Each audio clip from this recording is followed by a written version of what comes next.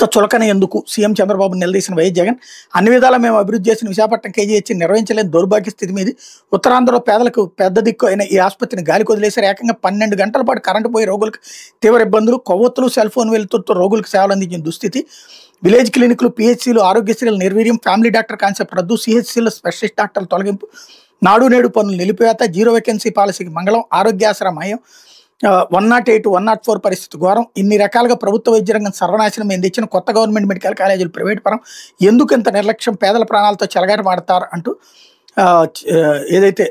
జగన్మోహన్ రెడ్డి చంద్రబాబును ఉద్దేశించి రాసినటువంటి లేఖని హైలైట్ చేశారు, లేదా ట్వీట్ని హైలైట్ చేశారు. లేకపోతే ఆక్సిజన్ కాదు ఆల్కహాల్ కారణం అట, కేజీహెచ్లో మహిళ మృతి వివాదాస్పదం, ఆసుపత్రిలో 12 గంటల విద్యుత్ సరఫరా బంద్, ఇదే సమయంలో మహిళా పేషెంట్ మృతి, ఆక్సిజన్ అందుకేనంటూ కుటుంబ సభ్యుల ఆవేదన, లేదా ఆల్కహాల్ వల్ల చనిపోయిందంటూ డాక్టర్లు చెప్పారన్నట్టుంది హైలైట్ చేశారు. అప్పుల్లో బాబే నెంబర్ 1, తిరోగమనంలో రాష్ట్ర ఆర్థిక